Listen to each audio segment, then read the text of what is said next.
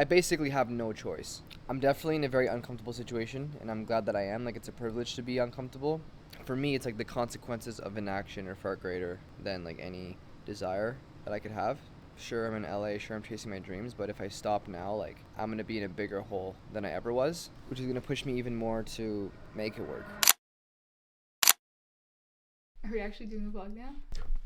We're going to the airport now. Sit. That's a good boy. That's a good boy. Okay. We'll see you at the airport. Stay tuned, it's gonna be a very long day and a very eventful one.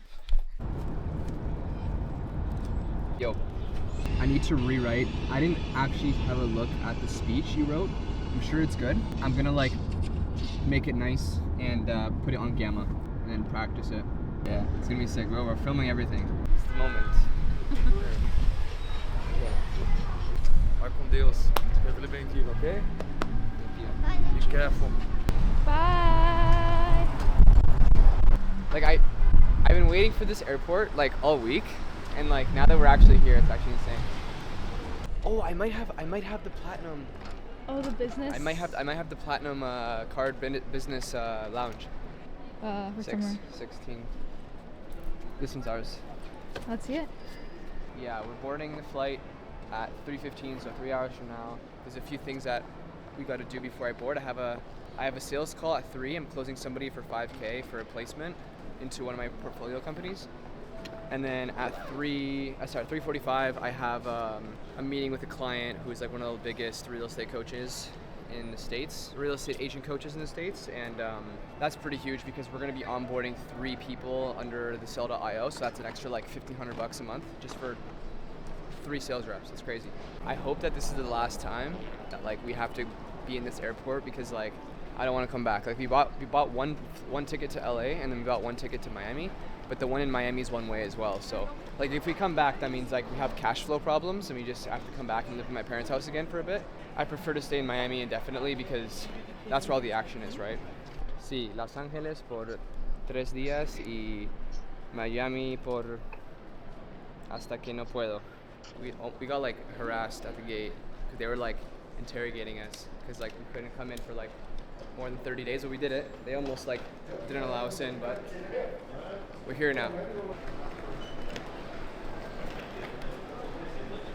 Should we bring? Oh, you're good. Bye. Thanks, guys. Thanks. Nice, very nice.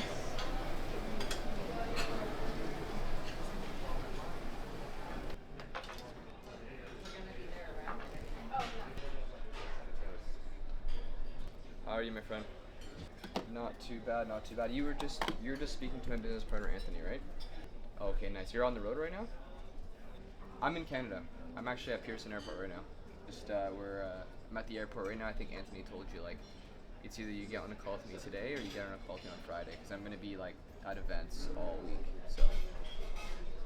Yeah, for sure, man. So, I mean, like, dude, like, first things first, like, I mean, like, what brings you to this call? Like, what has you reaching out?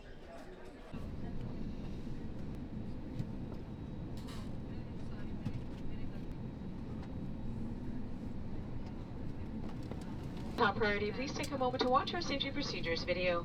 At this time. 5 hours later. Just touched down in LAX. I hopped on the plane at LAX. Yeah, we just made it. 6-hour flight. Got some jet lag, and now we're gonna head to the Uber and get to the hotel.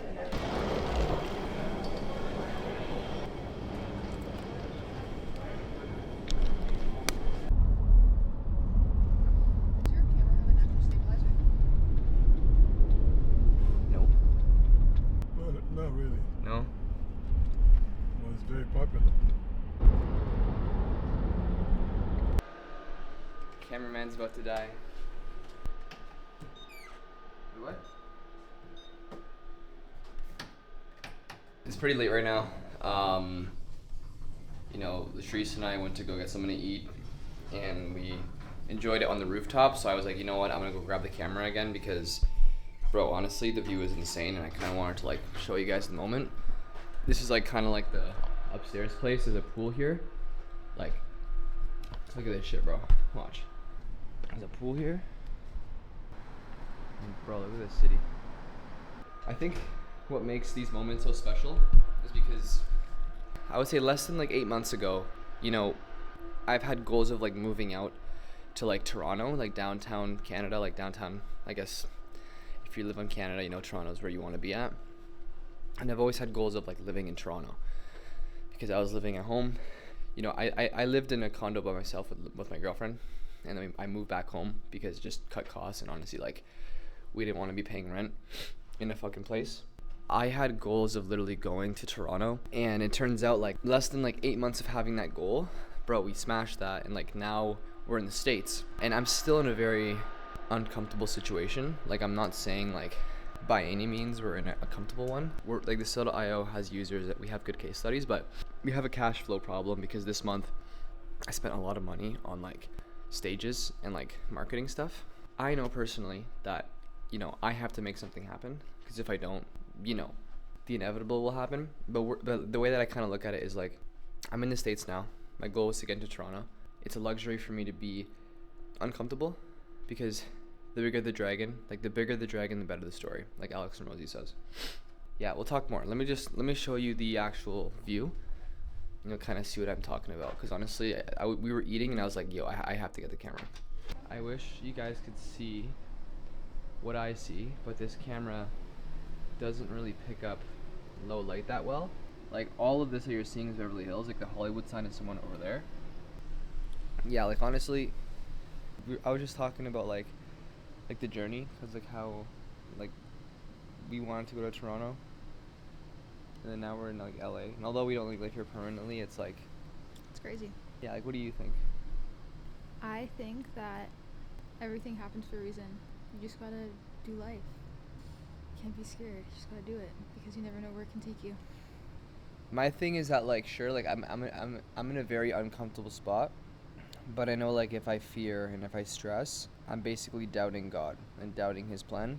Sure, like we could be having cash flow problems this month, but like that's a very natural thing in business. Like, it's almost impossible to have positive cash flow in like any business. So I think it's just like a good opportunity for me to like really be uncomfortable, because like I'm in a whole different city. Like I've moved out of my parents' house before, but like we were still in Canada. Like we were still This is different. like we were still very close to home. And I remember during that period too, like we took a trip to Miami, and honestly, like I was so fixated on having good cash flow, but I was still trading my time for money. Like I was still a closer for a company, and that was when like I first launched my own coaching offer, and it went well, but I didn't understand like cash flow that well. And I was in a very saturated market. Now I've kind of pivoted my offer to software, you know, which has basically allowed me to do all these different things, because my ticket item is 10K. You know, we also do placement offers for companies within our portfolio for guaranteed placement, like 7-day placement, training ramp up, plus access to the software that we have. And bro, like we look at like all these mansions over here. All those places down there is where we're gonna be going on the 30th. So in 2 days, because I have an event and I'm gonna be speaking. Like I got invited to go speak. I paid a stage broker, Brendan Boyd, shout out to him. For him, the package was 10K to get started. That was a very lean pricing, and he made it happen within like 2 days. And like the second I paid him, he booked me for the fucking event in Beverly Hills. You know, there's gonna be so many different people there, and I think it's gonna be a good opportunity for me to like get that exposure, get that authority. Because even if it doesn't work out, like even if we don't sell anything there, which it will be like make any money at this event, something must have went terribly wrong, or like the audience just wasn't like my avatar. But based off of the guest speakers that we're having, and based off of like the track record that they had, they're all coaches and they're all people who can use the software, and we know that we can change people's lives and their sales teams if they work with us. But yeah, as I said, like I'm definitely in a very uncomfortable situation, and I'm glad that I am. Like it's a privilege to be uncomfortable. It's a privilege to be in debt.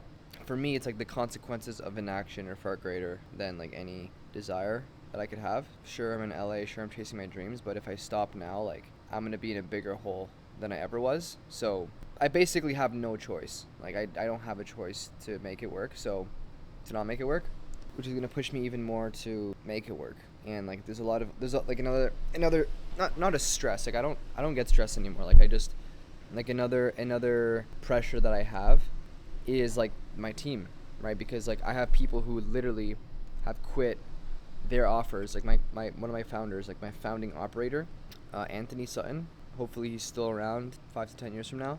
But this guy is from Switzerland. He used to work with me like a year ago, helping me with my content. Like he helped me get to 40,000 followers on Instagram. From there, we kind of fell apart because like I wasn't posting as consistently. I didn't really need to. I was more like a sales manager and closer. So like my personal brand wasn't really like a priority. But then it wasn't until like literally 3 months ago when I approached him. I was like, hey man, this is the validation that we're getting. This is the opportunity that I have. And he was pushing me. He was the one guy in my life, except for this girl here, who was like pushing me to do something more, and who always believed in me, always saw that I had the potential. And then, bro, at first, when I told him, hey man, like maybe start working towards becoming a co-founder with me, at first he said no. He thought it was beneath him. But then after some time and some of his stubbornness, he actually fell to his senses and realized, holy fuck, this is what he's doing. And we've been crushing it ever since. And he literally dropped all of his clients to, not all, like he's in the process of dropping all of his clients. That's one guy. My founding engineer, who just came on board like last week, because we were hiring a lot of like outsourced talent. Like I was working with a lot of Nigerians. I used to call them my Nigerian weapons. And they helped me develop the initial MVP for the product. But then when we realized we needed more speed and we needed a more technical skill set, like that's when Anthony referred me to a dev agency, which I don't like dev agencies. I just don't appreciate how slow they are, especially if you're building a lean startup. Like you can't really be working with people like that. You need to be working with people that are quick.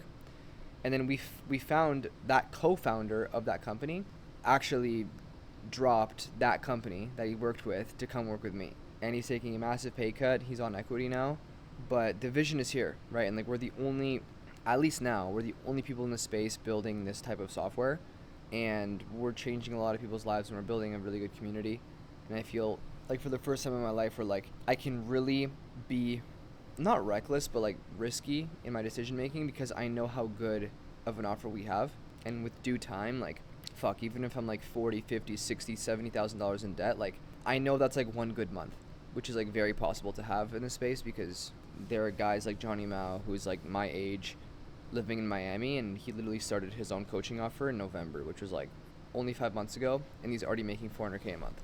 But he also does fractional sales management, so it's a little bit different. But that being said, we're gonna head to bed, and hopefully we're gonna have more videos like this. I genuinely think vlogging and just being more authentic on camera, especially on YouTube, we'll see how it goes. Like I'm gonna keep on posting videos like this. I think it naturally just gives more value and more authenticity, and maybe like I guess dial back what we're doing on Instagram, because I want to be speaking to my audience. Number one, I want to be inspiring my audience, and I want to also like drive people to work with me, obviously.